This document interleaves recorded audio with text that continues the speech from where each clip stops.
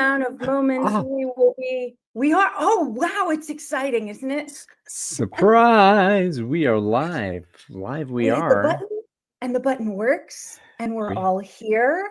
There are actually 5 of us, and not only 4 of us who are right here in the Zoom together with Rob Wipond, who has blessed us again by joining us for this broadcast. Ryan's pointing upward, but Johanna's in that place on my screen, but my screen's different than the, oh, I see. And we're broadcasting via StreamYard, and we're practicing our broadcast infrastructure. Rob, I am so grateful, and our group members across the network are so grateful that you can join us for these, even considering how much we are essentially winging it. All right. No, it's great to be here. Thank you for having me. It's ongoing.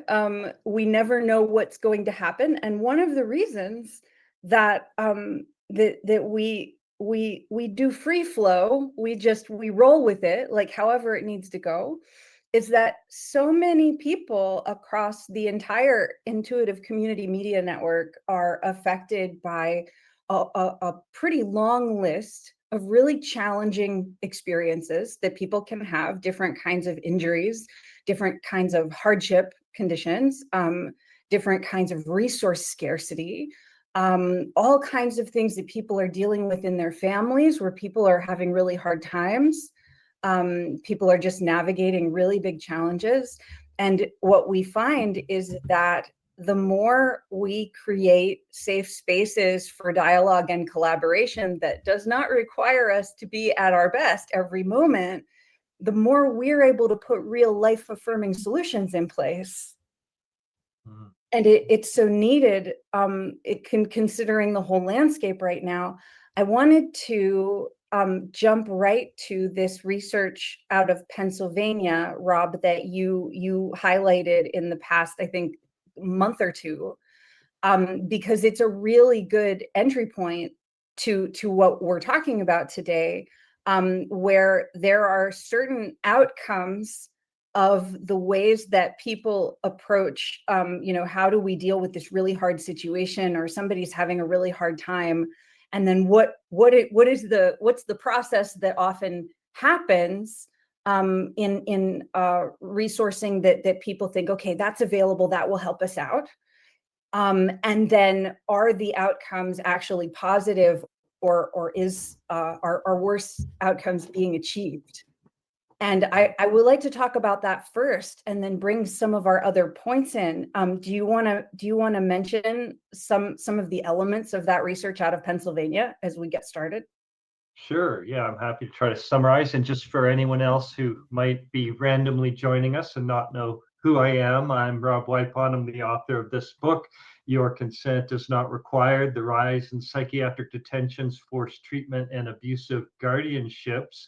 I'm an investigative journalist, and yeah, so my area of expertise is really involuntary commitment and uses of coercion and force in the mental health system. And one thing I can say, based on years of my attempts to find good research into the outcomes of involuntary commitment, I've really found nothing. And there was a trail of, what I found was a trail of researchers who'd gone before me, sort of lamenting and remarking on this fact that, okay, involuntary commitment, forced treatment in psychiatry seems to be a core function of mental health systems, not only in America, but around the world, as wherever there are modern mental health systems in place. And yet, nobody's really even studying if this actually helps people. So we have some studies on what people are experiencing, how they feel about it, and a lot of these are very negative, actually. But almost nothing that just looks at, well, if you claim that by forcibly treating people you're going to achieve X, Y, or Z, do you in fact achieve that? Do these people, what kinds of outcomes are you achieving? Are they feeling better? Are they reporting feeling better? Are they getting housed if they were unhoused? Are they becoming less violent if you said the reason you incarcerated them was because they were potentially going to be violent, and so on and so forth? And we have virtually no studies of this at all, of any kind. So I was excited to see really a groundbreaking study come out of Pennsylvania, out of Allegheny County, I think it's called. It's the county in that Where holds. I am. Yeah, that's Yeah. all right. How do you pronounce it, then? Allegheny. Allegheny County. Okay, great. I was pretty close. That holds Pittsburgh. And some researchers there, one of them who actually worked for the county, so I had access to all sorts of data that an ordinary person might not. They did a study looking at what the outcomes were of involuntary commitment across, like a lot of hospitals, several hundred different physicians that were involved in emergency rooms who were deciding whether or not to commit somebody for a certain period of time or to let them go. So the nature of the study is quite complex to describe. It's really interesting, and I encourage people to look at it. They can find it through a PsycForce report, my Substack column, and in any case, the sum of what they really tried to do and seemingly were able to do was kind of look at what they called a sort of judgment call group. So the idea being that if you increase or decrease the number of people who are being locked up in psychiatric hospitals and potentially ultimately treated against their will, what happens to those groups? So because what they were able to do was kind of look at the random assignment of patients to doctors across, I think it was about 14 different hospitals and hundreds of physicians over a 10-year period, something like 15 or 16,000 cases. Wow. And in that, they were able to isolate this sort of policy relevant group, you might say, the group that if we expand involuntary commitment, these are the people who are more likely going to be incarcerated, because in some cases, psychiatrists were deciding, yeah, I'm going to incarcerate this person, and others were deciding, no, I'm not. So in these judgment call cases now, what they found was that within months of their release from this situation, the ones who had actually been incarcerated for some amount of time and involuntarily committed, potentially forcibly treated, these people were more likely to become homeless. They were more likely to commit really serious acts of violence, and they were more likely to kill themselves. So basically, across the board, all the things that they say involuntary commitment is quote unquote good for, actually in the study they found seemed to be very bad for. And so this is like a really important study. There's no other study out there to refute it right now. So it's the only one we have. So you obviously, since it's only one study, you can't say that it's ironclad, rock solid universal evidence, but it's really strong and important and interesting evidence. And we don't have anything to contradict it right now. So definitely should be getting a lot more media coverage. It should be talked about publicly a lot more. So that's my quick summary. I don't know if I did a good job there. Feel free to ask any follow-up clarification questions. That was my best attempt to summarize the research that these people did.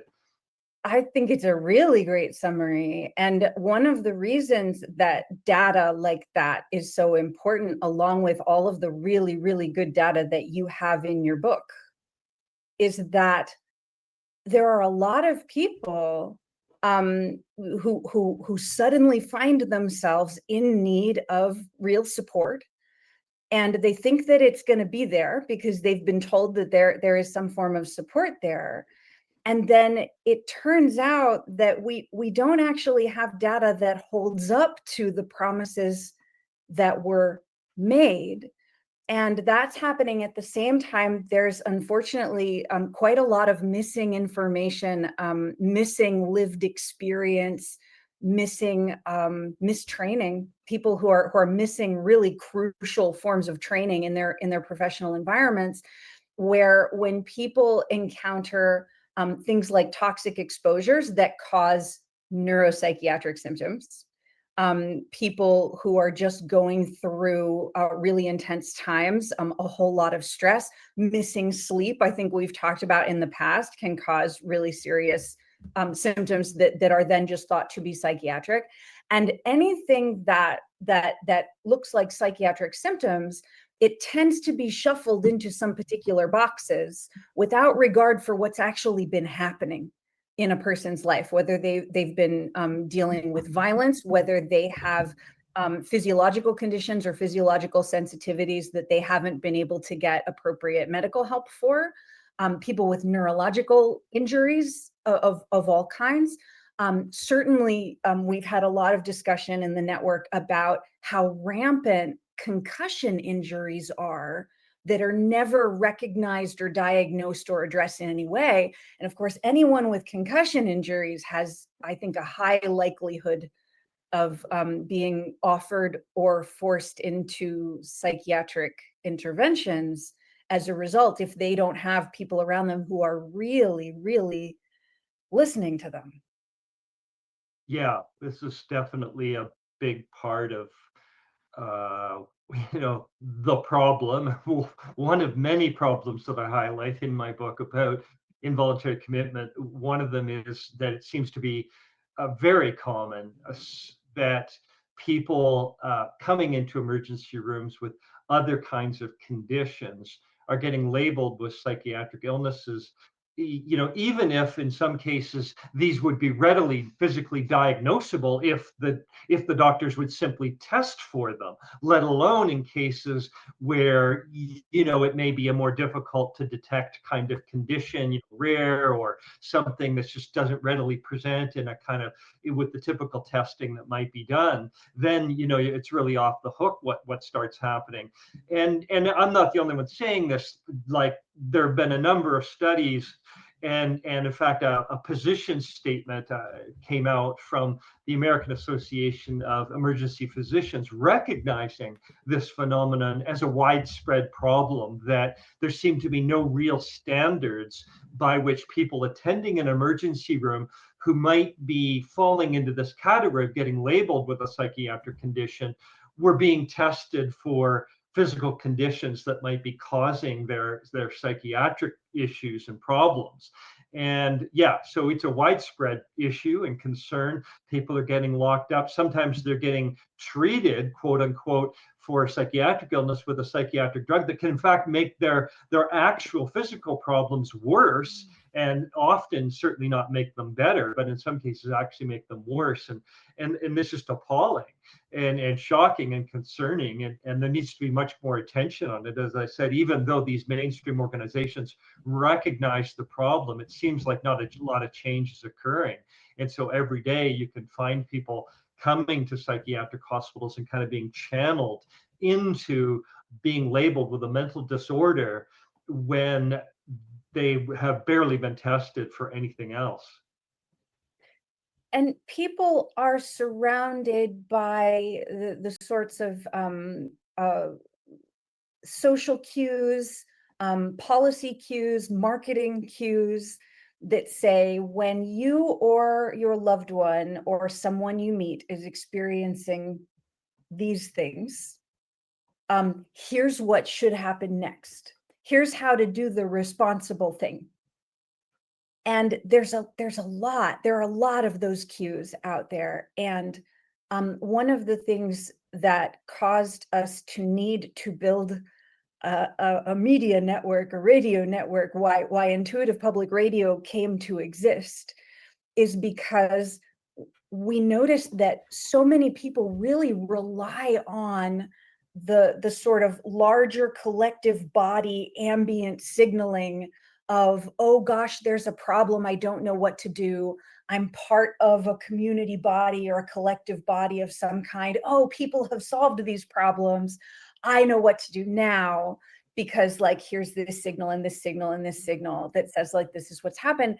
And one of the things going on, of course, so many of our conversations in the network are about marketing and about how media works, where people would really love to do something that would really help one another.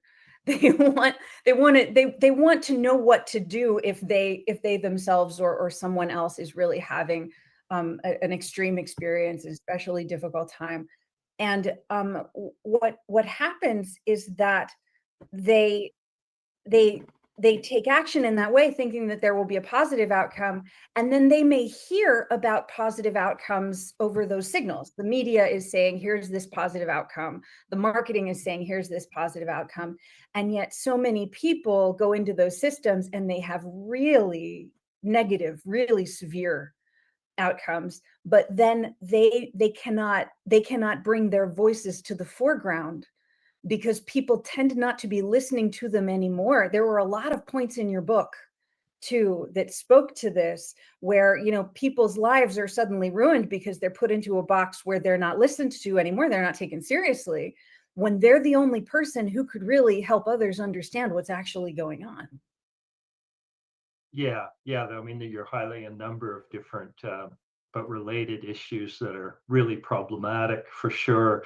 You know, I want to highlight one of them, right, which is this cross-cultural signaling we have going on where people are being encouraged to do this. You know, I'm told, I'm trained, mental health first aid and some of these other training programs that are getting into workplaces and into schools and so on are telling people, this is what you do when, if somebody's in distress, if somebody's upset, you know, you try to talk to them a little bit, but really rapidly the instructions are call 911, you know, get them to a professional, get them into take them to an emergency room at a psychiatric hospital. They kind of create this sense of both fear, like you should be afraid of people who are in emotional distress, and also like this is the best possible thing you can do, you know, is help them in this way. And so people are obeying it, and we see the number of people being taken to or advised to go to or taking themselves to emergency rooms and so on to seek professional psychiatric help of some kind has been going up and up and up. And then we're seeing actually a lot of negative stories. And in fact, that's one of the things that is fairly well studied internationally, is that people report that if they experience coercion in these environments, and they often do, being threatened, intimidated, told you have to take this drug whether you want or not, they really hate it, they loathe it and despise it, and they rarely feel better after that experience. And this is a widespread problem and phenomenon that we've identified. And so, yeah, and then unfortunately, as you highlighted, then the voices of those people are not being forefronted. And just like my book, people would say to me about it, well, you know, how dare you frighten people from going to seek psychiatric help? And I said, it's not me doing that, it's the coercion doing that. I'm simply reporting on the coercion. All, you know, anyone who experiences it often says, I never want to seek help again, I never trust any mental health professional again. It's not me doing that, right? I'm trying to highlight this is something we need to talk about culturally and back away from doing so much. But you're absolutely right that these are trends that are going on across our culture, and it's really unfortunate. And we're, rather than being reported more and more, it's being reported less and less relatively to how common it's becoming. I do want to point people also to the interview that you and I pre-recorded for broadcast in December 2023, because we talked about 911 and 988. We talked about suicide helplines and some of the unfortunate problems going on there. I mean, one of the things that we talk about in the network a lot is, you know, we want to do good research. We want to do good science.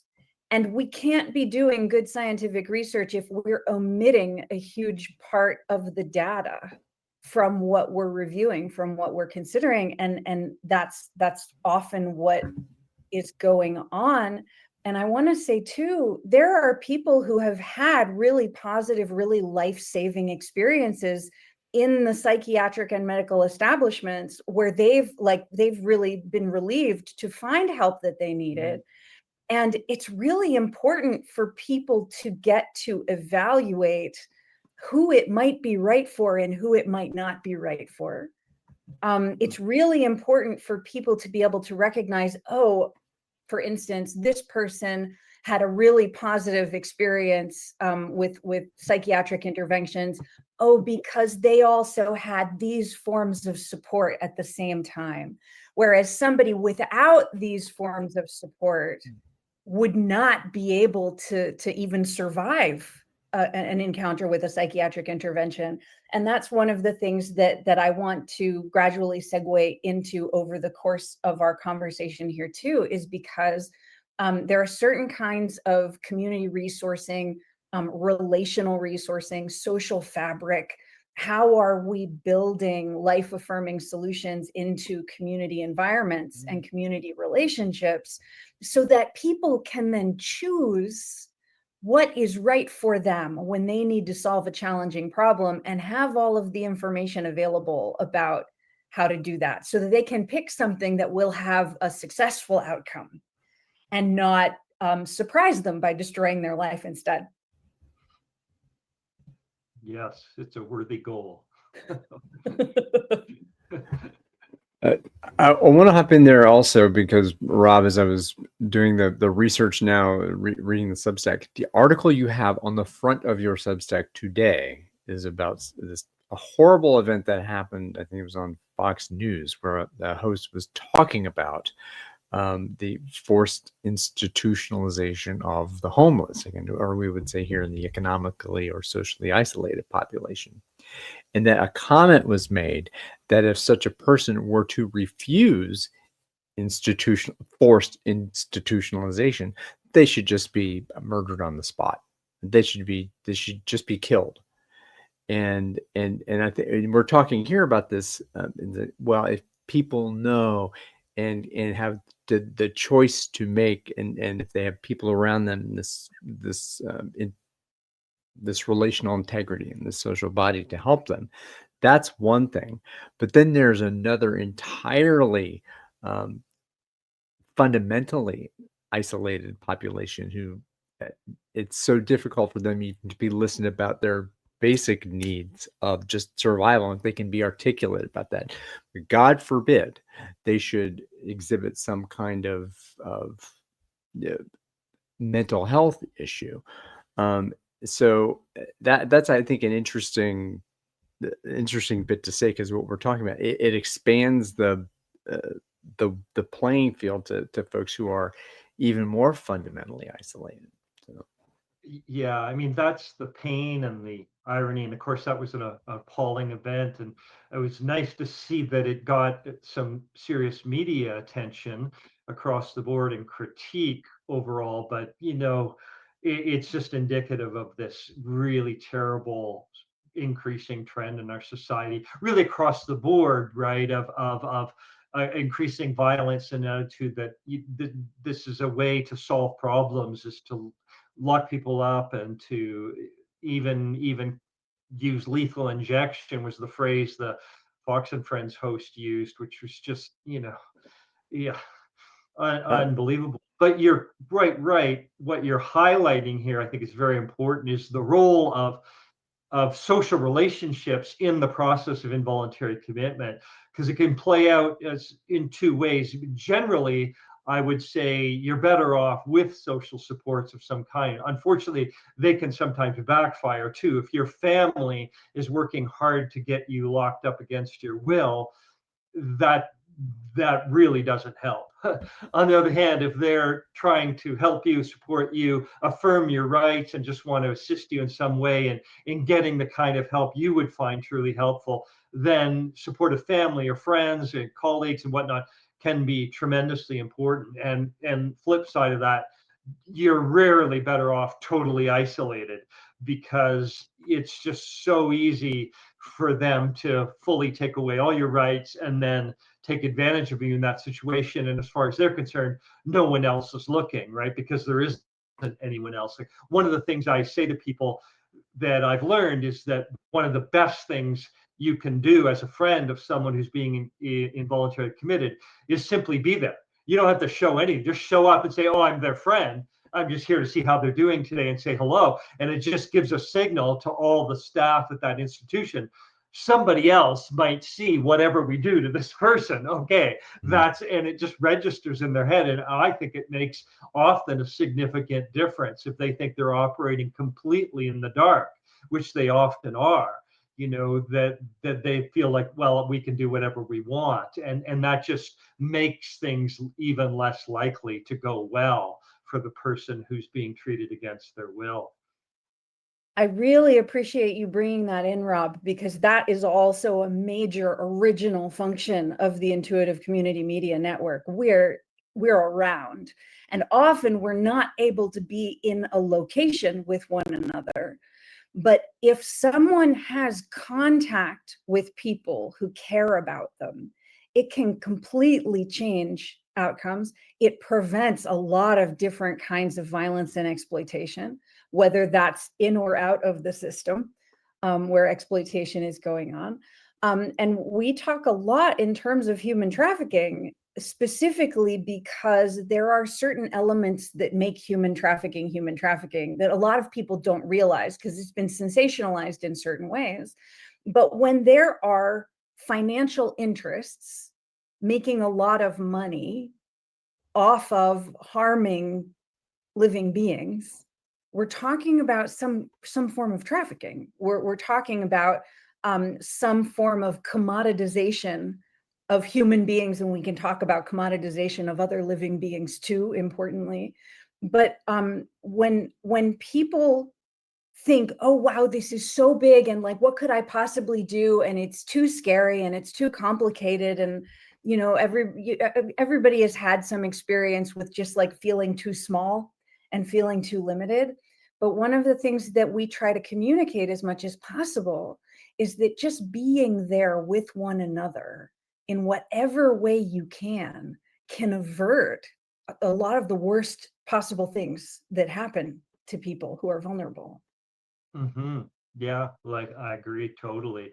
And it's vital, I think, to have just even sometimes say don't say anything, because often if you do, if you become in too aggressively in defense of someone, you can start getting pathologized as well. And you'll see this in medical records often, that a family member that's defending the right of their family member may end up, oh, this person seems to be suffering a similar delusion to that person, kind of thing. You'll see this in medical records. So it can actually be risky and so my general advice is, as you're saying, to actually just be there, be supportive, be polite, be respectful, but just let everyone know there's someone else here for that person who's kind of coming back and just checking in, and that is going to cares about them.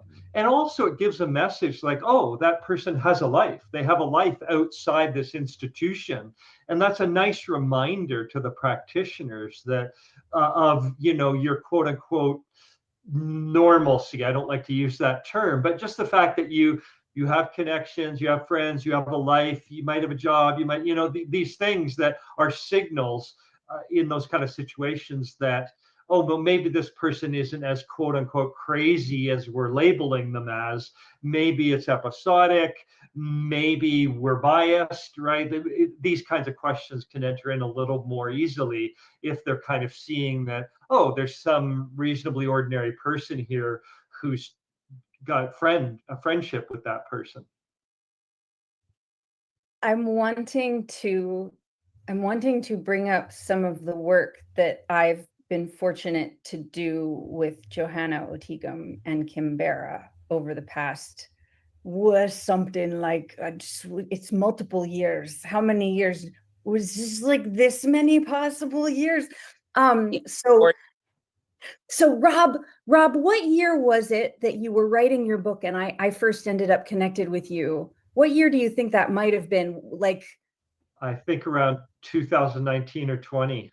Okay. Even earlier, perhaps. Yeah, maybe 2018, somewhere. Probably 19. Yeah, I in there, right around there. So at that time, I was going through some especially hardcore intersections, and it took another year or two for Johanna and Kim to end up in the Intuitive Network. And one of the things that I want to bring in, and I want to ask, I want to ask Johanna her thoughts about, and I want to ask Kim her thoughts about. One of the things that happened is that both Johanna and Kim, in different times, showed up for me when no one else could hear what I was saying at all. So like the power of being able to listen to someone that no one else is listening to is a really intensive power. It's a really powerful thing. And Johanna, I'll ask you, since you're on screen first, and when Kim might want to chime in later, I would love that. The experiences that we've had getting through that really, really hard stuff, where other people will look at me and they would think, this person's not going to get through that. This person is like people start thinking of you as if you're dead already. And I've had a lot of those experiences. And a big part of the reason that I'm here, that I can do this right now for all that is going on, is because somehow we have found another person who just recognized the value of being there and listening to what a person is saying and seeking to learn from what a person is saying. And Johanna, you have such skill in that. And so often, like you haven't been able to be on camera with us, even when I've been able to be on camera, which has not been as often recently. But I would love if you would share some of your experiences of that, listening to people who are not being listened to, because it's a key thing. I would love to. One of the ways I talk about my experiences with the network is I actually frame it as an apprenticeship, because it's not like I didn't already have a setup to be interested and exceptional in certain ways as far as how I can tune into what's happening for survivors. But the intuitive network and working with you, Megan, Elizabeth, and all the other people I've been able to be in contact with, it really sort of helped me cross a threshold with having a lens on what if every single person that we're othering or we're saying they're this or so on, right? That they have a story, that they're a human being. So I feel like, sometimes we've talked about like professional citizenship or professional friendship, or I don't know really what words to use. I'm a little stumbly because I'm not on camera very often. But as you and Rob have been talking, I'm just thinking about kind of an adjacent to the network conversation. It's part of the network, but sort of a subset around care gaps and care gap leadership. And that's been a huge focus. It's something that I've really been doing a lot of development on. I've done a lot of live social experimenting in real time in people's lives. And I don't mean that in like a mercenary way of like I'm randomly experimenting, but I'm really like creatively attempting to meet people where they're at, because I recognize, the network is full of people, and there's so many people in my life that have had a track of things not being addressed that compound and get bigger and get worse, and there start to be cascades. So I recognize, like, I'm sort of starting from a place of like assuming somebody experiencing severity have had that happen. They've had so many times people didn't listen to them. So it's twofold, because I love what you guys are talking about, the difference that just one person can make. But when we think in terms of care gap leadership about, it'd be nice if we didn't have to like correct harms or fend off harmful stuff, because it's complicated enough to solve problems without monetary interests and other things kind of making it harder, right? Or just, I don't know, different things like that are sort of working against us. But so I've had different levels of success as an individual supporting other individuals. And I've had a lot of times where I was willing and wanting to step in and do more. And I hit a limit of but so my point is that we know so much. Survivors, disability justice world, have done so much work on like, what can we do and what's needed and what should we do instead?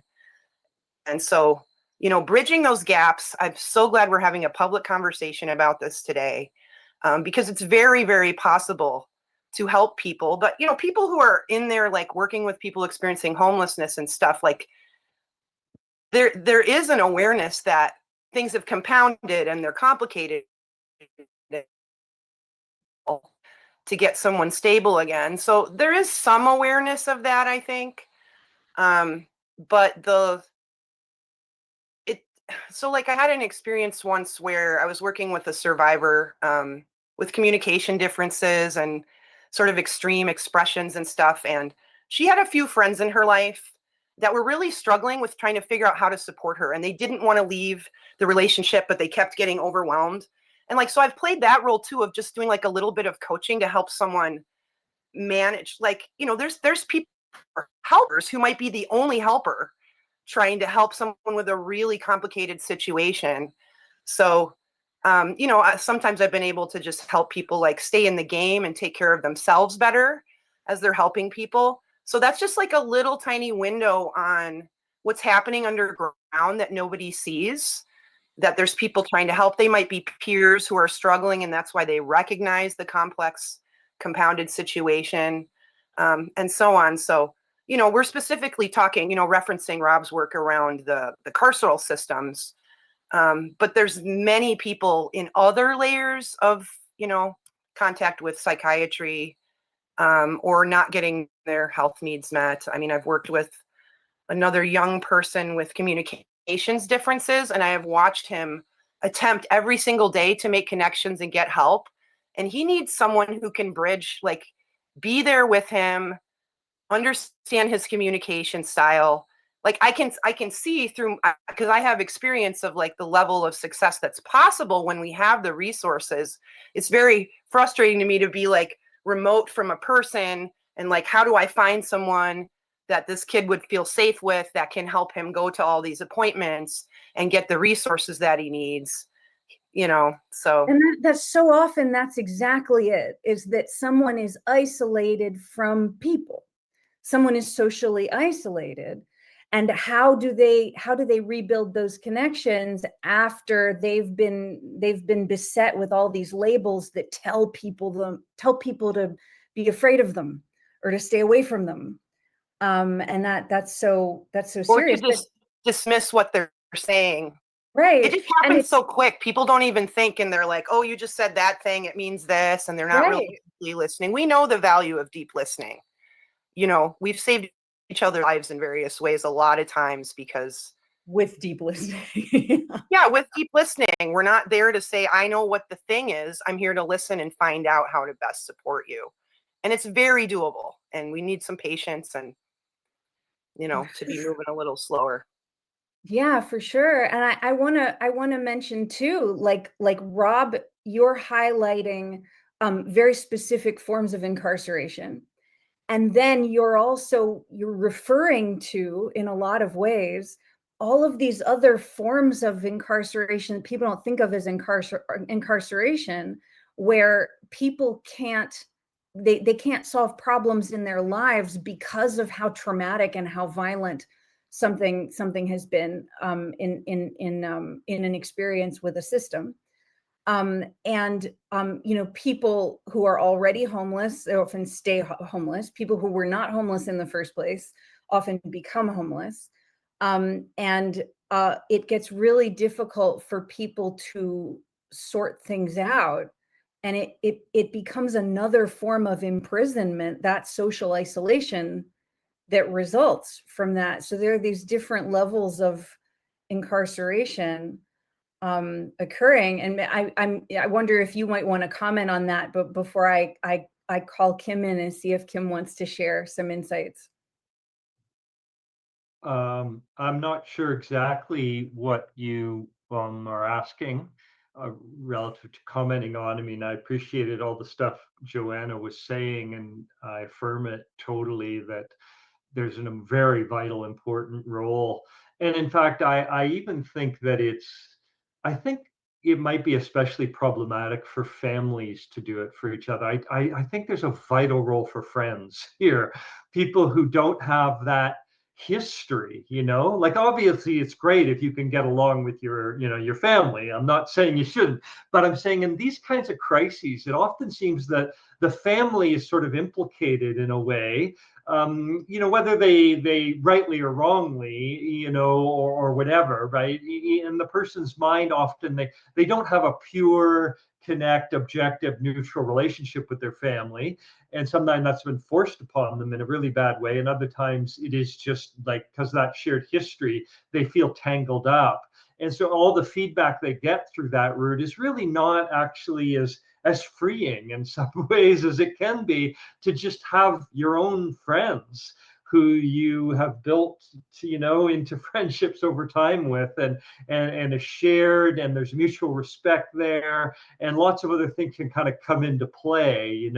I think, I'm guessing, but Joanne, I feel like you'd probably, agree with me that I don't think it's only listening. I think there's something more you're giving there. True attention, true, attempt to understand, maybe even feedback that's genuine, right? Like, well, what you're saying to me right now isn't actually making a lot of sense, but the other part did. And do you want to try clarifying, or whatever it might be, something like this is genuine and honest, and where you're at with that person at that time.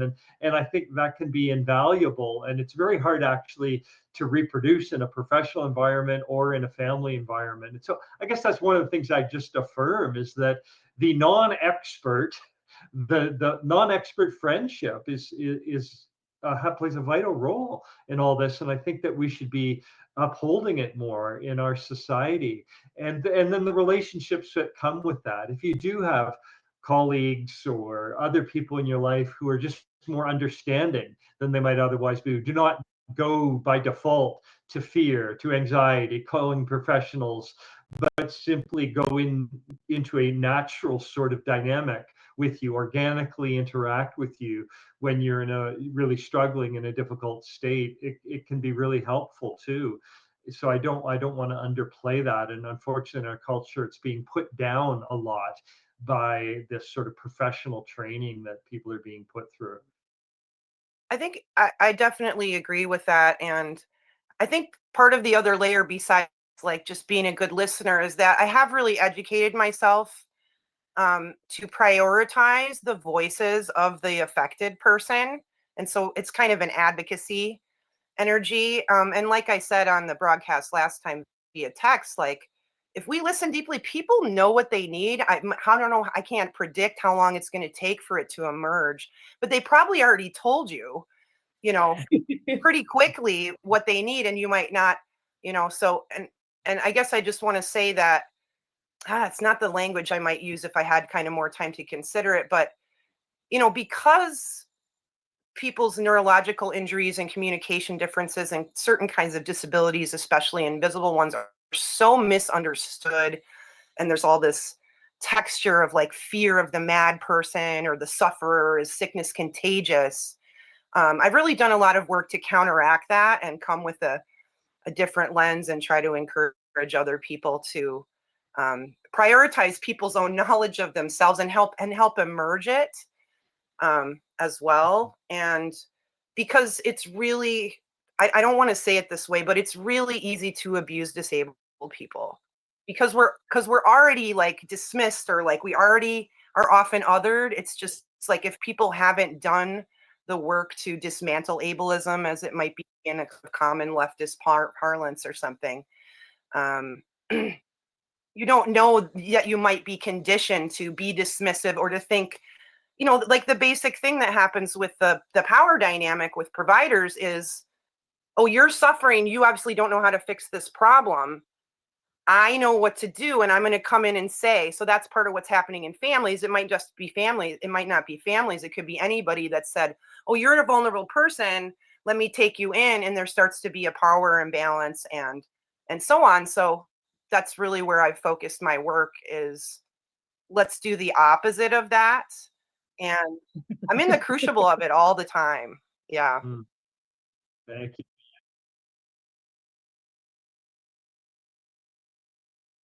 Thank you so much. I mean, I'm happy to try and chime in, but everything that everyone has said so far is so eloquent and so important and so gets to the heart of it that I'm not really sure what I can add except to say, to kind of echo some of what's been said, especially, I mean, Johanna, your comments were just so on point in terms of what people are going through, and that generally people do know what they need. And it takes those of us who maybe are less severely affected or don't even know that we're affected by all the ambient toxicity and trauma and the dominant paradigm, which itself is toxic.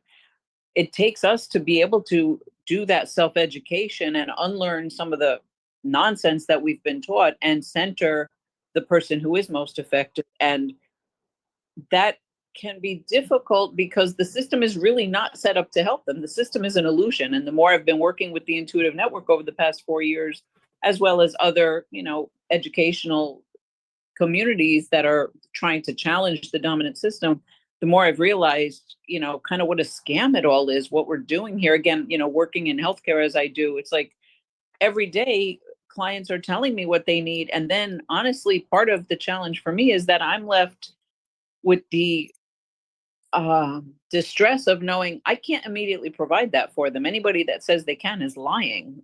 So, I mean, just basic necessities like housing, like safe places to sleep at night, or, safe ways to take on whatever symptoms they're having, whether it be mental health distress or drug use or whatever that they are doing for reasons, right? That they are having these symptoms and these behaviors for reasons.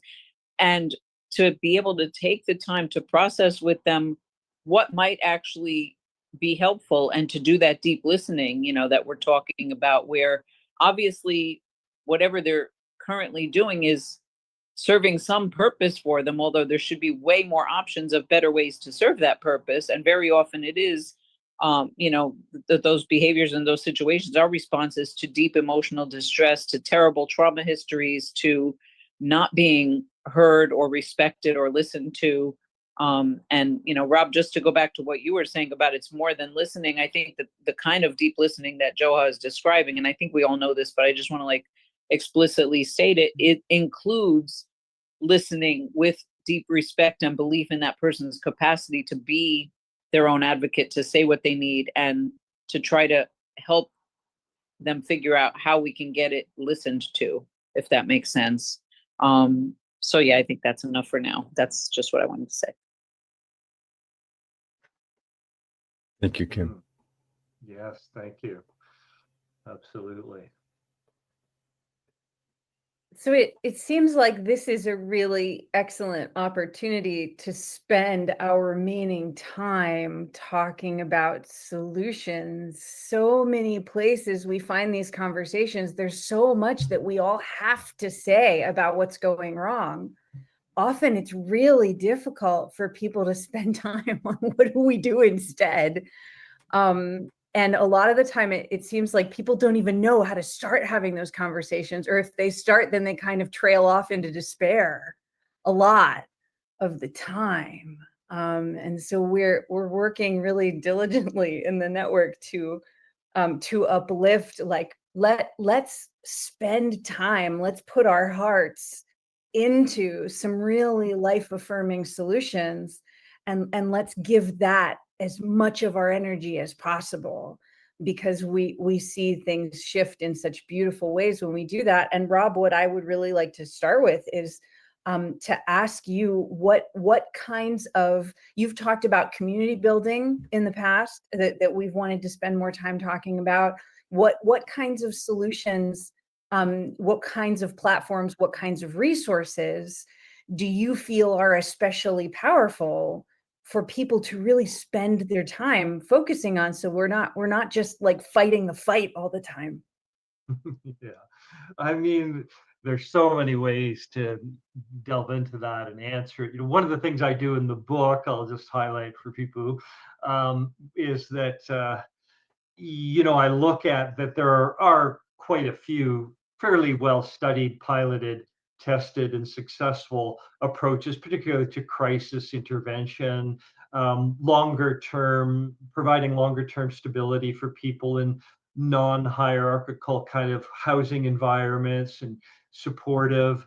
There's actually a lot of stuff that's been tried and tested and proven successful out there, but the dominant system of mental health intervention for involuntary commitment is medicalized, and so they actually resist this stuff. The doctors are not trained in it, and usually they don't like it because it comes from a different background. It may be led by social workers, maybe led by psychologists, maybe led by peers, and something that therefore they see as professionally threatening. They also dismiss it because it's not biologically oriented. That's their training and their view of all this stuff. And so what we have right now is a real problem where a lot of things that should be getting funding and could really be helping in this environment are actually being repressed, suppressed, and not funded because of the role of the medicalized thinking and the medical profession and all this, and the fact that politicians predominantly listen to that sort of medicalized view, and the legislation itself is framed around it. So mental health laws typically make the medical doctor, the physician, the psychiatrist, the top dog, the most powerful person under the legislation, ultimately arbitrating all of the decisions. And so that pollutes the entire environment we're talking about here. So that's important for people to understand. That's why we don't have really robust alternatives out there. And then it really depends what group or subgroup or types of problems you want to kind of pick to say what would be an alternative approach there. The most obvious one being homelessness. And it's amazing how far housing and guaranteed livable income can go. And then if you add a little bit of practical daily support to that, it's incredible how many people you can house successfully. And we've tested this again and again, find 80 to 90% right off the bat will get long-term stable housing in that kind of environment. And then we're just talking about a slightly more extreme or difficult or challenging 5 or 10% out of this group, and say, okay, what do they need? Maybe that's a little different here, and we can approach that. But then the vast majority of people being involuntarily committed aren't even homeless people anyway to begin with, so we could start talking about those groups. But one of the things that I'm particularly interested in is what we've been talking about now, is a more community-based approach to just the whole spectrum of issues that ultimately may lead to some subgroups within their subpopulations ultimately turning to the mental health system for support. But did they need that? Were there ways that we could have intervened together earlier on that would have helped that person? And so I'm really interested in these approaches that say, hey, everyone in a community has something to offer everyone else. How can we rebuild our communities? Because they are very fragmented in North America in particular right now. It's a really common feature of westernized societies that people are just not really connected with the neighbors in their buildings, with the neighbors on their streets.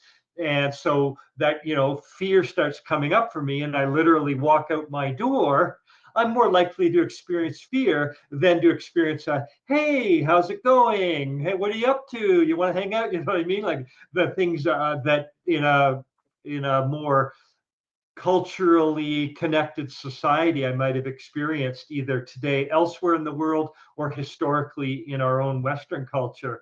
So that's something that I'm trying to work with other people to sort of look at approaches to sort of breaking that down and saying, how can people relearn how to provide a whole slew of different types of supports to each other.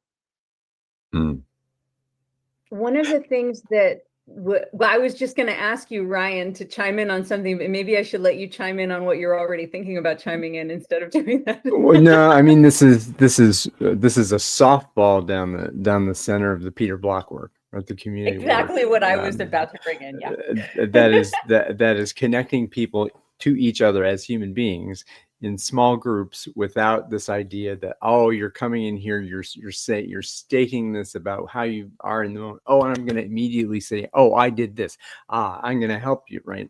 No. These dialogic frames, specifically the 6 conversations of Peter Block, it's about connecting as human beings in small groups where we are being with each other around very very basic, a progressively challenging series of questions if you have enough space to do it. I mean, it just starts, why was it important for you to be here today? And to go into a group of 3 people and to just be with each other's, why is that important to you? What does that mean to you? And not because I want to diagnose you and I'm looking and oh, I want to pay attention to you so that I can go back into when we get into a large group and say, oh, this is what happened with the group. I'm going to report out to that.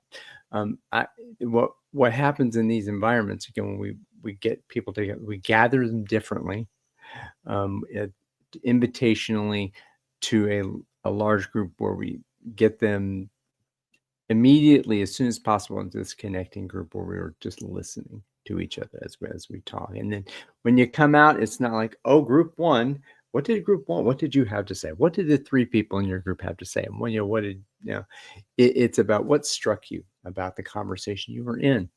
And a few people share that, and then you go to the next level of a question around what's the possibility, right?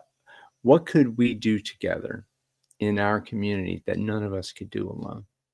And then you go back into small groups, have that conversation for 8 to 12 minutes, give it a little space, and then come back. What struck you about that?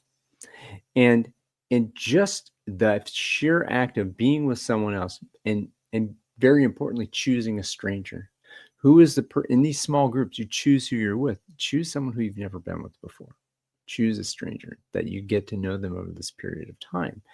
And again, the whole point of this work is that why would I want to say hello to you in my apartment complex? Why would I want to wave to you along the street, or God forbid to do something with you, a project, if I don't know you, if I don't care about you, if I don't know what's important to you, and just show you a respect for your human dignity, and absent whatever I think needs to change about you in order to make our community better. It's a total flip in this creation of community through the basis of relational integrity, Megan Elizabeth. That's what we're talking about. How do we bond together as people so that, oh my gosh, in this community, there's that we gather for the reason that there is a problem with forced incarceration for people who have expressed invisible disabilities, and to connect around that topic. So the book community, again, is, as you may be aware, Peter Block's book, it goes into all those questions and it poses that possibility. It's about engaging with people not from the standpoint of their problems, not from your deficiencies, that you are a possibility, that you have, and again, Rob, you've spoken to it beautifully. You are a gift, and you are a possibility, and you're not a problem. So that work is important. I think the dialogic processes that connect us as human beings, and as there are many, I think as I hear the conversation, it's extremely important to have that human connection of listening. I hear you and I see you, and I want you to feel listened to and seen. So. Thank you, Ryan. Yeah, and Peter Block and those kinds of processes you're talking about. Peter's widely known and respected part of the sort of background that I'm coming from as well, called asset-based community development, co-founded by John McKnight. And yeah, and there's no end of people that have developed and adapted and changed that, and that's exactly what the founders of that 100 years ago would have wanted to see occur as well, that for a multiplicity of approaches to take. And so I work with a couple of groups where I am that do that kind of work as well. We're looking at different ways of bringing people together who are neighbors. Essentially, that's the area we focus on, and asking them, what would you like to to do together. And we often are bringing forth ideas and suggestions to give them a vision of what's possible, and then just trying to kind of stir those dialogues. But it's really a Trojan horse in a way, just to kind of create the connections that Ryan was just talking about, get people in a room where they're sharing and they're getting to know each other, and they're learning about their common interests and common ground, and so on and so forth. And that itself is an amazing fabric that it starts to get interwoven. And even if you do nothing else, you find that, guess what? Well, a week later, if the two of you pass on the street, you're like, hey, good to see you again, right? So you've kind of knitted something together, even with that simple little one-time meeting, let alone if you provide some loose structure for those people to meet together over a regular basis, and maybe help facilitate like a project that they come up with where they say, we'd really like to do this together. And if we can provide some sort of resources or facilitation support to help them do that, then they're together for a longer period and they have this success. So one of the things we work on, for example, is emergency preparedness. We find that there's a lot of people in neighborhoods and in buildings who are like, yeah, I'd kind of like to know more myself about to be ready for a fire or an earthquake, or even just a daily crisis of some kind, because I have this or that disability. And so, yeah, just having someone that I can connect with during a heat wave or something, who might check in on me, make sure, that I'm okay,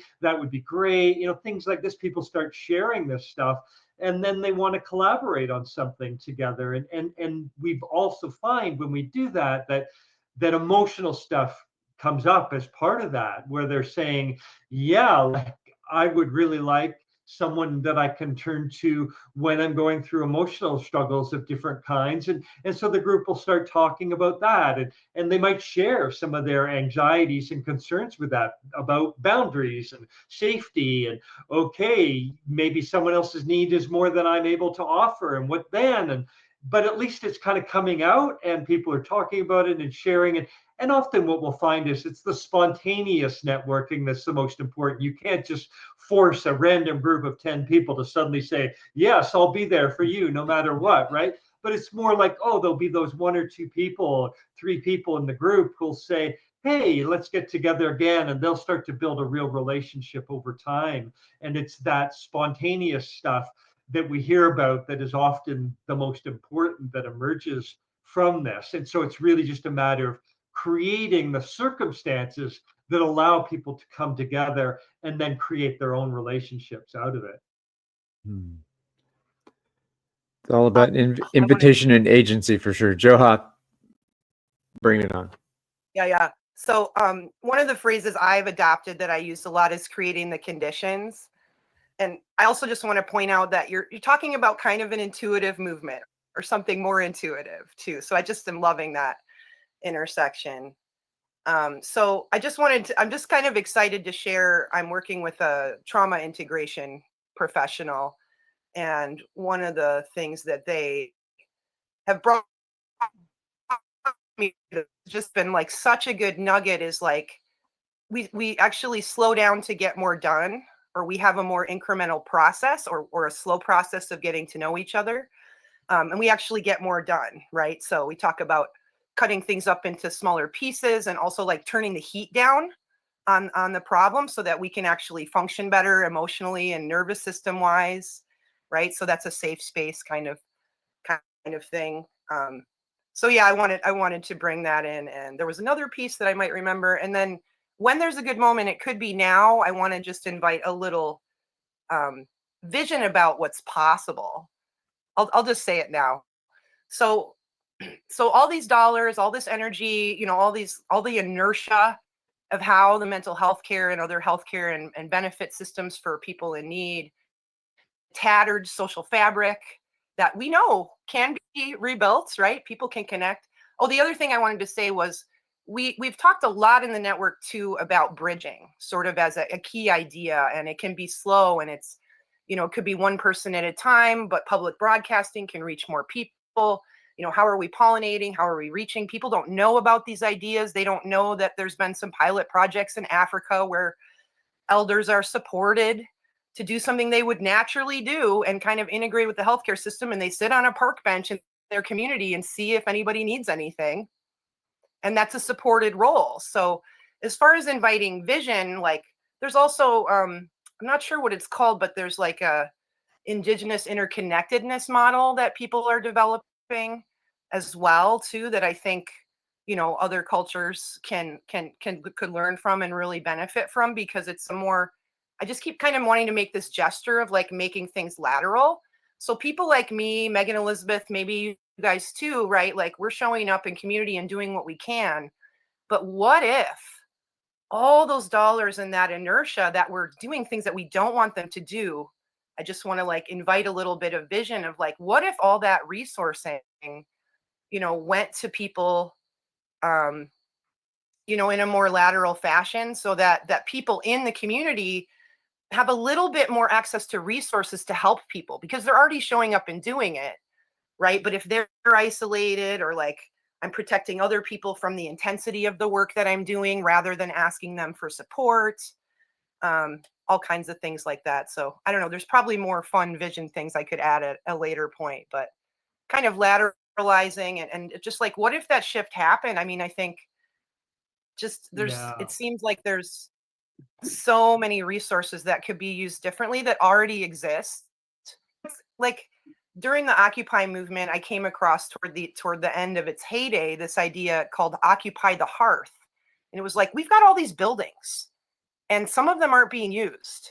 And what if we, you know, started to use them for community spaces, or just ideas like that, right? So yeah, thanks, Joanna. I just want to jump in on that 'cause it's exciting. Exactly. And that's one of the foundational critiques and proposals of asset-based community development, is to say, we got to stop telling people what they need and then giving it to them and spending god-awful amounts of money on that, but rather going into communities saying, what do you need? And just provide enough to facilitate that discussion process, and then provide funds for that. You know, there's a great example that John McKnight uses in his book, Community and Its Counterfeits, is that they went into one community like that, and they found that the emergency room, the local emergency room of the hospital, was using up an enormous amount of resources, just all sorts of you know, people coming in there with accidents and problems and issues. And so they studied it and found that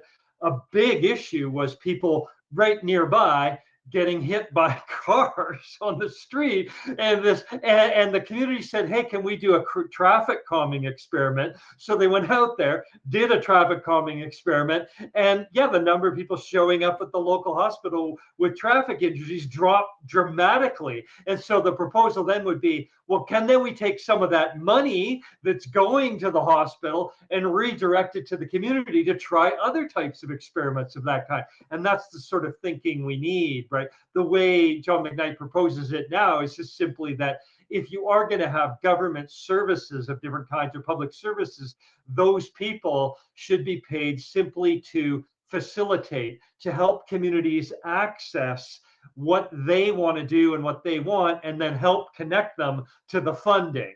That's the role they should be playing, but not the model we have now, which is government bureaucrats in all their expertise figure out what they think you need, and then all huge amounts of money is spent giving it to you whether you want it or not. And involuntary commitment is like the ultimate example of that. It's eating up tens of billions of dollars a year, and you'd have to say, gee, you know, if the relative hundreds of millions in my community, if I could redirect that, do I think I might be able to figure out, in collaboration with those people who are being committed, you know, what might work better for them than a few weeks in a psychiatric hospital once a year? You know, it's god awful expensive. That's my favorite set of points. Rob, looking at the data that you've been compiling from your book forward, from your book through your Substack, through YouTube, all of which can be found at, oh wait, where's that again? There it is, robwipond.com. I got it. The huge amounts of activity that is being funded, that is causing problems, that is causing violence and homelessness, that doesn't have any, there's no evidence that it has better outcomes necessarily in so many cases.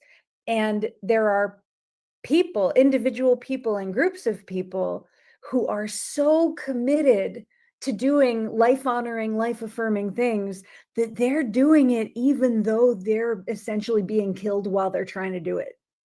They're doing it even without resources. They're doing it while economically excluded. They're doing it while being preyed upon by violent perpetrators. They're doing really amazing, they're implementing really amazing human solutions. And wow, what would happen if we were funding those solutions instead of the systems perpetuating more violence? Yeah. Joa. Mhm. Yeah, No, that's where I'm at too.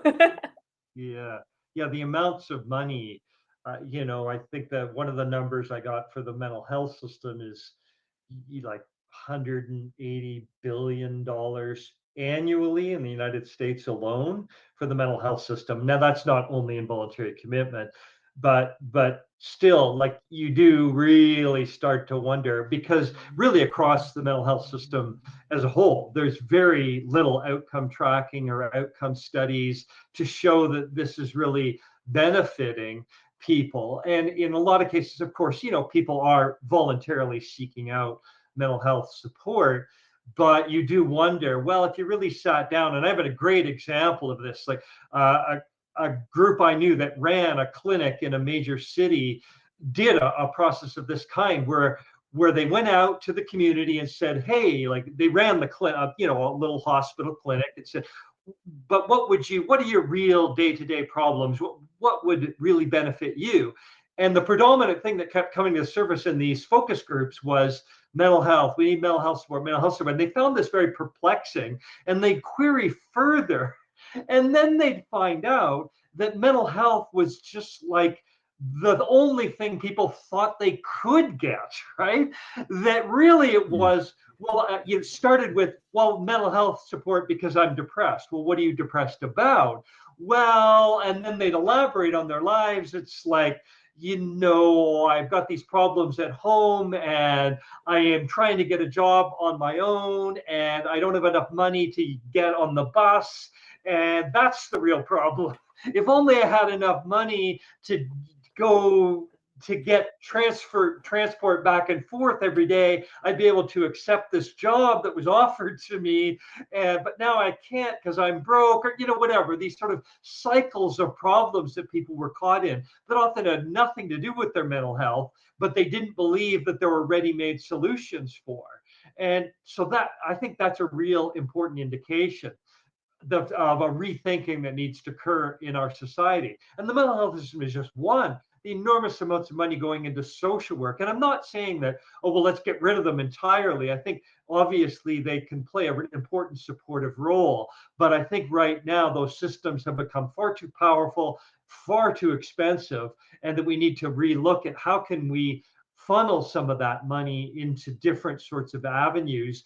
And peer support of different kinds, what you're talking about, is one of the biggies, because we have actually a really strong evidence base to support the effectiveness of, say, for example, a peer-run little alternative to a hospital environment, just a comfortable home that's staffed by peers who've been through emergency psychiatric difficulties of different kinds, and they're there and they're just providing support to you. You have this alternative to show up and hang out there for a couple of weeks instead of going to the hospital. It's far cheaper. It's incredibly effective for a vast swath of people, and they should be much more robustly supported, and they're not. So, but that's a great example of, and there's so many models like that. And if we started putting real money and research into it more robustly, what else would we find that these kinds of networks of support can achieve and do? We don't know, and it would be great to find out. And as you're describing, a lot of it right now is just being done entirely volunteer by people who really have almost no time to volunteer, because they're dealing with their own issues, and they've got multiple problems, and they aren't earning like huge amounts of money themselves, and all these things are sort of going on, and yet they're the ones that are kind of also doing some of this really important work. And it'd be great to reorient that right now. But the powers that be and the lobbying voices that are being heard in by the politicians, they got a totally different agenda out there, and there is a lot of money to be made off of exploiting people, in the vulnerable people.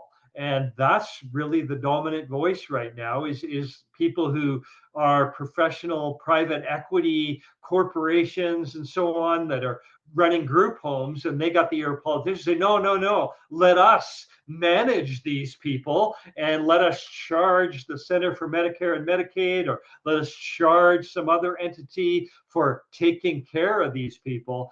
And we don't really have great evidence that they do a great job at it. In fact, we've got burgeoning evidence that it's backfiring in all these ways. Well, it's not good for them. They're not good outcomes for those people who are institutionalized. This is a great outcome for the person who has these people out of their mind and out of their head. They're just away from my discomfort, right? Yeah, and So, for the profiteers, yes, it's great for them. Well, Yeah.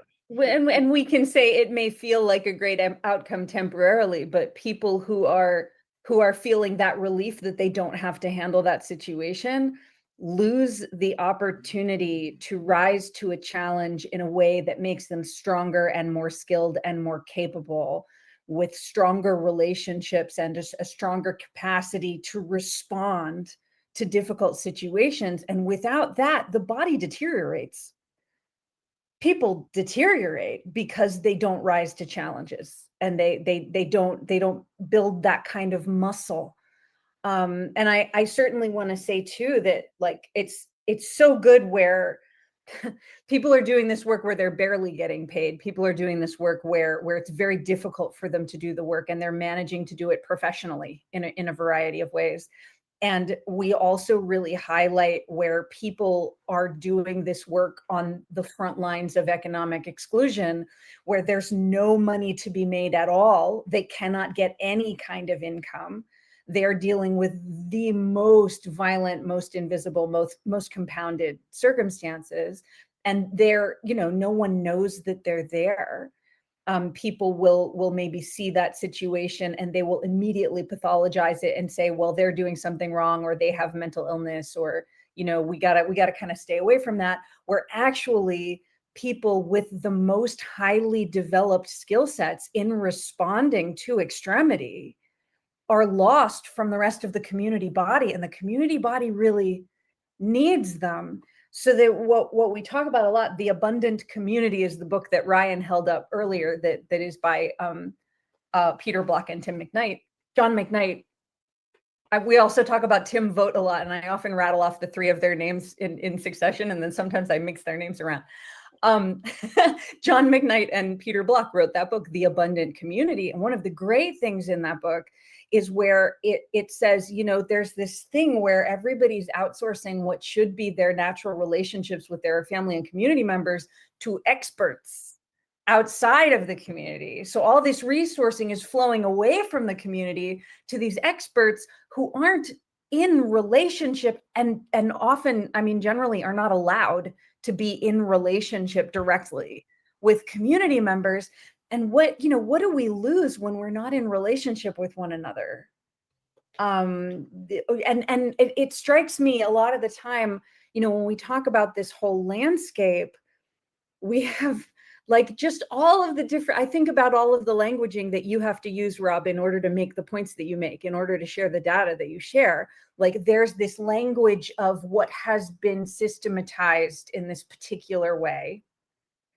And then, like, there's a stark contrast between that and what is our language of caring for one another and being creative with one another and making friends and building long-term relationships and sharing our lives and sharing meals and sharing music and dancing together. Doing what do community members do? Like, how do people have relationships is something that's slipping away when we fail to center it.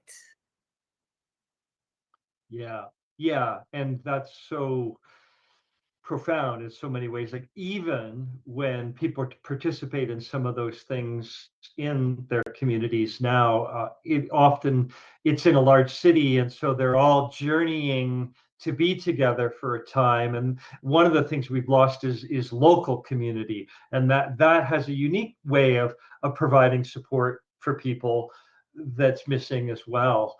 And yeah, it's really, it's sad and it's shocking, and I do really, it's amazing when you look back now at how these thinkers were very prophetic.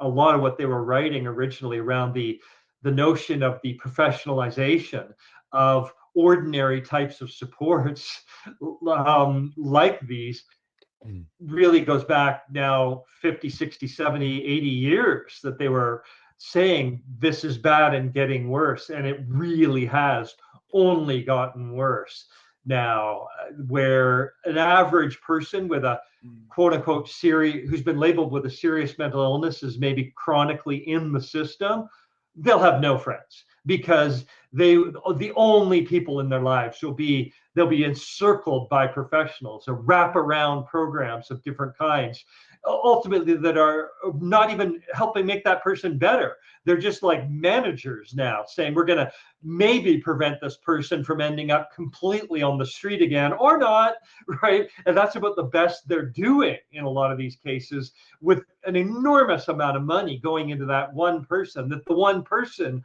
or the few connections they might still have in their lives are not able to access directly. They can only get it through these sort of programs that they barely find helpful or don't even want.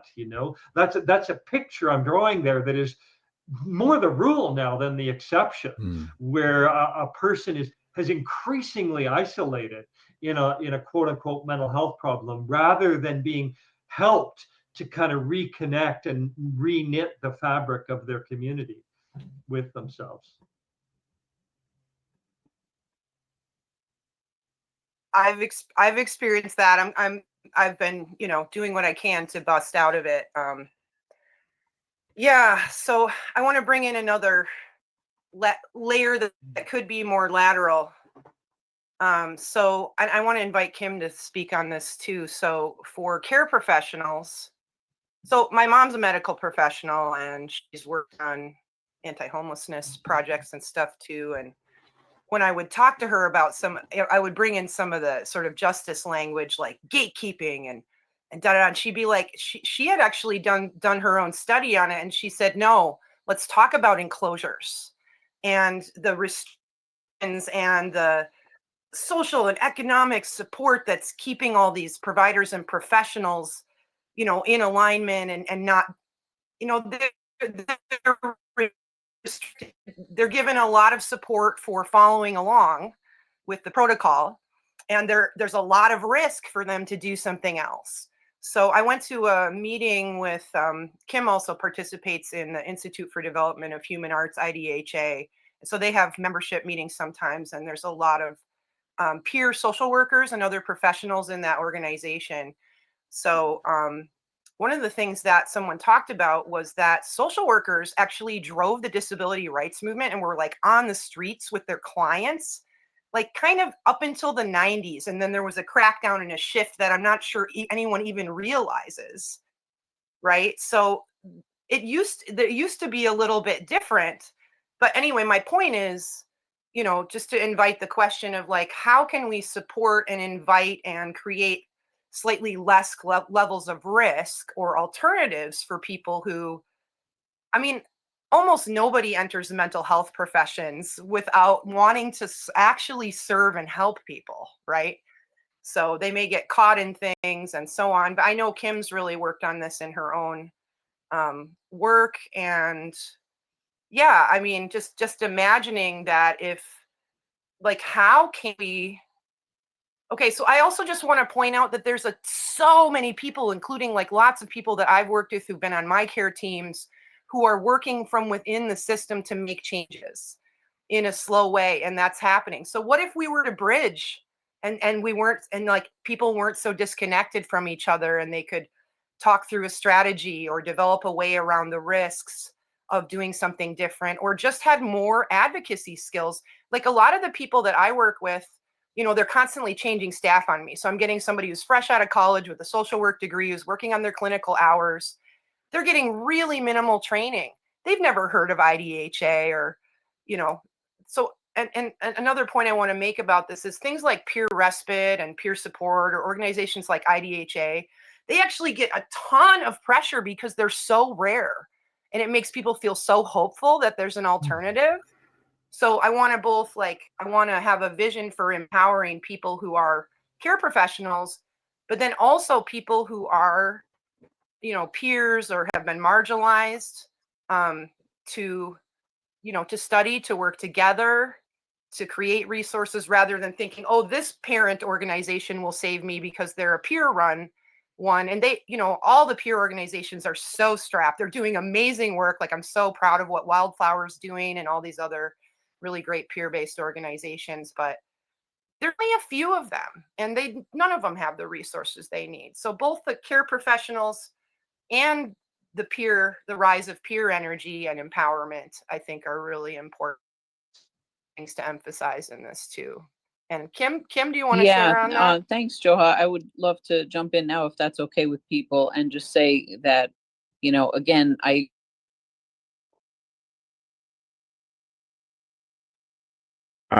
muted myself, unfortunately. That's what... Kim, you're muted. Whoops. Oh, You got muted. there you are. There Kim, you are. Kim, Sorry. can you say again? Can you start again? Sure. Sorry about that. I don't know. I might have done that myself, actually. Just to kind of echo what Joha was saying, yes, the care professionals, so-called, and the people who are supposedly the recipients of care really need to all be on the same team. And that's one of the things that I've really loved about the Intuitive Network. It's like not a us and them. It's not a, you know, which side are you on? It's like we're all in this together, and there are so many different layers to it, right? That obviously money needs to be distributed way differently than it has been, and power also needs to be, you know, thought about in a way different way.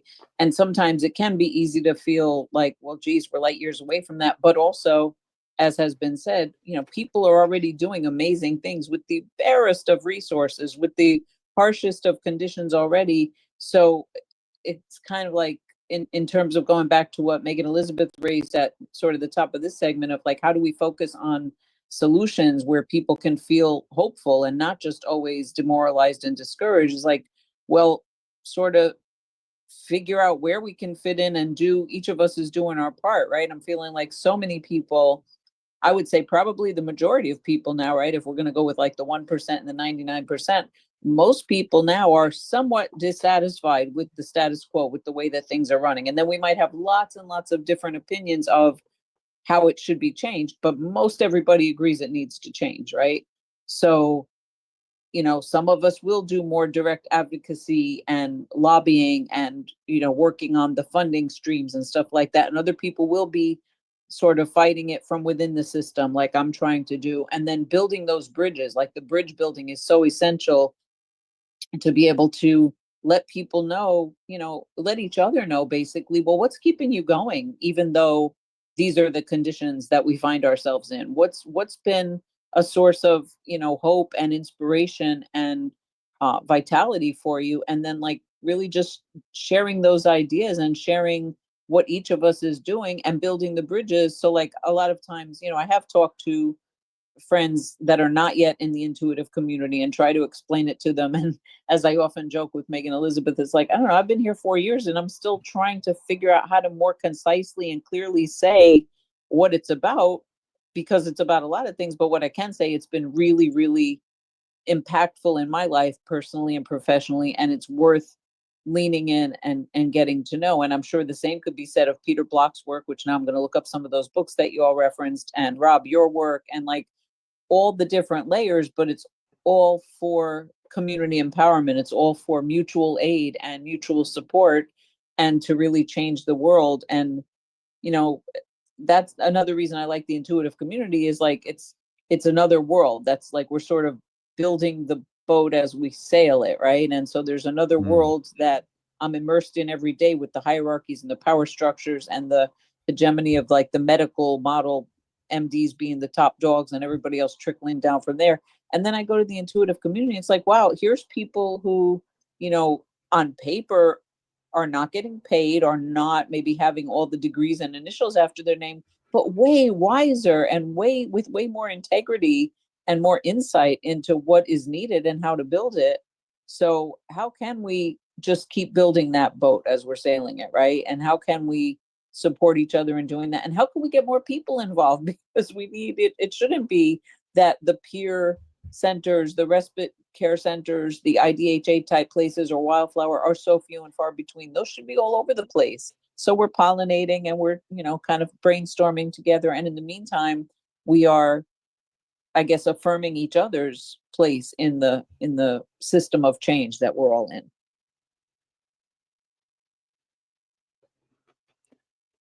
A couple big riffs there. I'm loving hearing that. I want to offer an invitation, kind of to go through. And Rob, I would love to hear where you start with this. What I was wondering when I was hearing that, first thing when you were talking about that this mode of treatment and treatment by experts, and this idea that we need to purchase the care that is required, and I'm wondering, what might the world that we know of look like where wellness was not about treatment and care? That what is a world, a caring and thriving world, look like without expert treatment? I'm wondering if that's the reason I say that is you talk 50 years ago. I just discovered Ivan Illich, right? This whole deschooling society and kind of what is it like to move back into the convivial world, that's where people are together. And he's very much about this expert treatment. It is not just medicalization. It's about the education system, is all these other systems. So I'm wondering if there's a vision in your mind, a possibility of a world where there is thriving without treatment. Well, I that's a tough question, but you know, I would say that I think part of where your question is coming from, we would probably agree that wellness, mental health, Wellness. these terms have become very problematic. You know, in a way, I don't even want to say I'm shooting for a well society, you know, or for a society where wellness, because those terms have become so intertwined now with I've got a notion of what wellness is and I impose it upon another, or, you know, things like that. One of the things I think about is even just when I was growing up, this idea wasn't nearly so permeating. Like it was widely recognized that, hey, you know what? Artists have as much to say about how to live a life as any sort of quote unquote mental health professional has, maybe even more. And so the notion of, you know, Goethe's The Sorrows of Young Werther, you know, that was something I read as in my teens, you know, and that was like, I don't know how many 100 years older than that book. But the notion of Dostoevsky is one of my favorite writers that I grew up with, where a lot of his stories are about very, very troubled main characters in particular, and I found them engaging and endearing and exciting, and loved the way they lived their lives, you know. And it's as troubled as they were also very inspiring and gave me ideas. So I think that that's important, that somehow some of the vitality and what I would call the wellness of life has nothing to do with the kind of notion as it's presented now in the mainstream and by the United Nations definition of mental health or whatever, like those things. So I don't, you know, in a way, don't even go down that pathway. I think a lot of the things we've been talking about are part of that. And honestly, I'm not much of a person for going down the utopian vision. So I might turn the question back to you, but I want to respond Sure. to one of the things that Kim was talking about, which I think is so important. And it's really, I wanted to just address that that's not happening and why that's not happening, which is that I hear from lots of people who are current or former practitioners who worked in the system who are equally, if not more critical of the system itself. And they're acutely aware of what's going on because they're inside it and they see it. And as soon as they start applying a somewhat critical lens, they have a view into it that is, incredibly effective. And so, but they're often not speaking out. Some are, clearly, and I salute them, but a lot aren't because they feel that they can't, because they feel that they too are subject to the kinds of threats and coercive nature of this system that is in place. And as one nurse said to me for my book, he said, a mental health nurse said, I believe that the liberation of mental health nurses is entirely intertwined with the liberation of the psychiatric patients as well. And he affirmed that I don't want to suggest that they're the same, that somehow we're as oppressed as they are, but I do think that they're never going to get free unless we can get free too. And that, because he said, I want the right to conscientious objection. There are lots of circumstances at work where I don't believe this person needs to be strapped down and forcibly injected right now, but some other colleagues of mine do. And I want the right to just full on say, no, I'm not going to participate in this because I don't believe in it. And currently that right does not exist in law. And so people like that often also feel under threat and under coercion in the system. And that's one of the reasons that we're not even getting to level one, let alone our visionary ideas about change. We're not even getting to the level where, hey, every practitioner feels perfectly comfortable saying what they feel and hearing from others about what they feel, dialoguing it out together and making a new decision based on what they've heard. No, they feel under threat in their environment. And that's something we really got to change. We got to create an environment where all practitioners feel comfortable and able to speak up and as honestly as they may want to. Oof, boy, this brings to me a vision of the movie 12 Angry Men. That there was one, the Henry Fonda character in the room. He was the one who stood up from the very beginning for the innocence of the young man who was accused of a crime, and that then the justice system held because he held out to make sure that that person's voice was truly understood. And that I don't know, but I'm not sure. And he stood with that whole the jury process of this kid who was accused of murder, who was innocent. And but to me, what struck me was that system of justice that we have for people who have violated the laws of the land, that those ways of treating there's a Miranda law, right? So that you have to read someone their rights before you incarcerate them. And they have the rights to one phone call and all these kinds of structures that have been set up from the justice system that to me sounds like they are completely absent from the system of providing to ensuring the health, whatever we want to call it, health, wellness, thriving, joy, of people who have who are isolated on the other side of things. So that's this idea of there's an unjustness or this injustice being done to folks that it would be, boy, wouldn't it be nice if there were a jury of peers before someone was incarcerated in that way. And I think a jury of actual peers. Of actual peers. Actual peers. Actual peers. Yeah, so please, Johanna, you wanted to go, and then Megan Elizabeth, I know you were there too.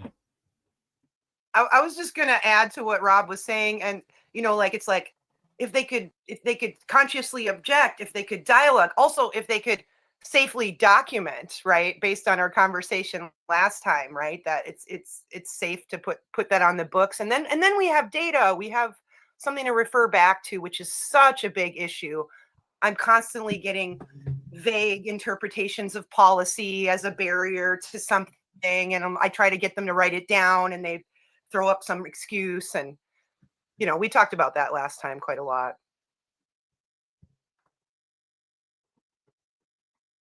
Mm-hmm.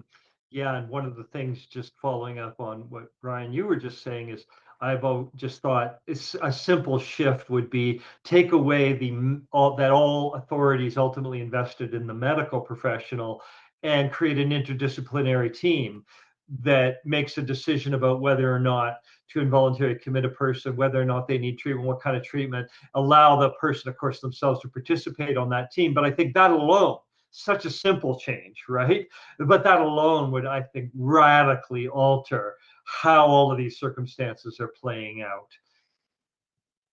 Yeah, and just to riff on that and kind of generally weave these things together, as our colleague Brendan is often saying, like, this, and we do too, the solutions for this stuff exist, and there's pilot projects. So again, just like bridging and public media and conversations and information sharing, and if you have the privilege and time and bandwidth to study and educate yourself about these things, or get involved. I know that a lot of my peers, or peers with slightly less affect than I have, they're very busy and they don't prioritize like studying or getting involved in things. And so, like citizen engagement is part of why our democracy isn't working very well, for example. So just weaving some of that in.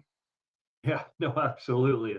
And that's why I think we're all fans of asset-based community development and reconnecting communities, because that's rebuilding grassroots democracy as well at the same time. And we're desperately short of that. And in part, we have to blame our governments for having created it over decades of time, where they've made it.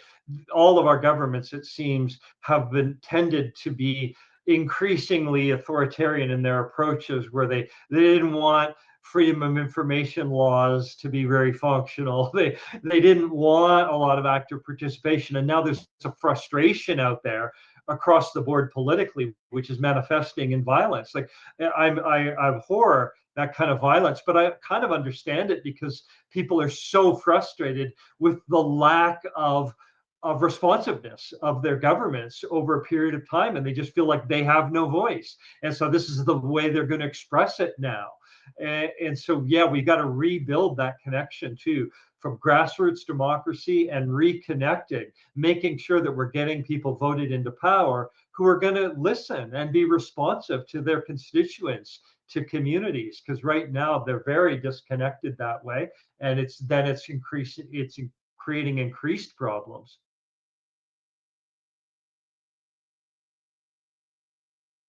There are so many more conversation points. This is just a really wonderful basis for our continuing work. The 2 hours we got to spend 2 weeks ago, Rob, and getting to do this with you today is really nutritive for the process of so many different groups. So the network is worldwide. There are a much larger number of people involved than I can count, because I have left hemisphere neurological damage. And the impact that it has on group members who are often having to work privately, who often cannot participate at all in the conversations in public media. And they usually can't join larger groups either. They're working in lots and lots of very little groups, where they feel a sense of stability and trust when their lives are chaos. For them to be connected to our conversations here, because we're all working with the same set of platforms.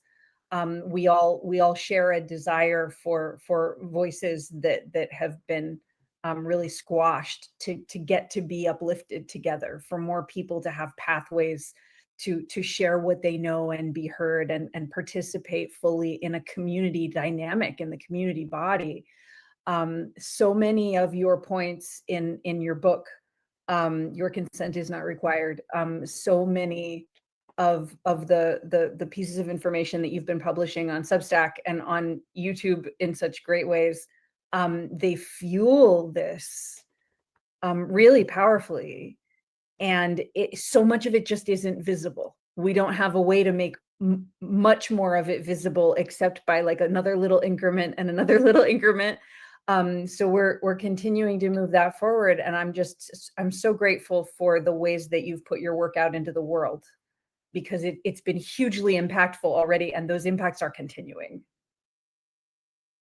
Thank you all. It's awesome. Thank you for doing the work you're doing to bring up those voices as well. And yeah, it's just a pleasure talking with everybody today.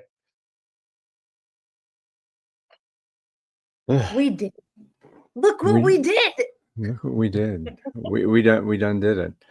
All right. Yeah. Well, I want to encourage everyone to find Rob at robwipond.substack.com. And at robwipond.com, we're putting those along the bottom of the screen.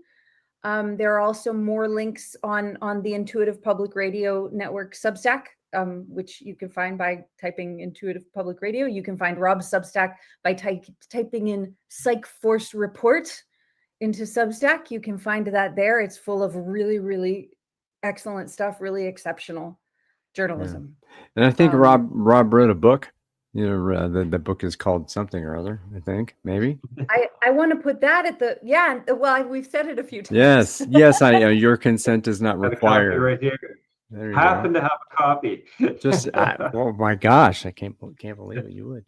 Your consent is not required. Yes, available also in audiobook, a great reader of it in audiobook format, and EPUB and Kindle as well, I think, wherever books are sold. So thank you for support if you can afford to buy a book. And I want to mention too, because there's a lot of challenging stuff for people who have been through violence, for people who have been through forced incarceration. It can be hard to read about. Anybody who wants to read Rob's book, but be with others in it, come and find us in the Intuitive Network. Comment, reach out to me. Find us. If you can read the book more easily, if there are people there talking with you about it, we are here for that. That's part of why we are here, is to help people absorb more of that material, because it's such important stuff and it's life-saving. A lot of people have said that for you. It goes one way or the other. You people feel like incredibly excited because, wow, my experiences are being voiced here and things like that. Or they're like, oh, every page too much reminding me of my own experiences, and they can't read it. And by the way, I want to say, I mean, I've always thought it'd be awesome to actually participate in a group read too, where maybe everybody reads a chapter a bit, and then I get to participate in the discussion that happens afterward. I'd love to do that if you want to ever get a group of people together to. That is a great idea. Thank you for suggesting that. I'm gonna look into it. I think that's excellent. I'll host that one for sure. I'm happy to do it. All right, I think this delicious gravy train. I think we are reaching the end, or this is not the end, folks. I'm gonna come off video here in Zoom. I'll let you all continue to be together, and I'll be back in a moment. So say goodbye. Say good night, Gracie. Good night, Gracie. Thanks, Rob. Thanks, everybody.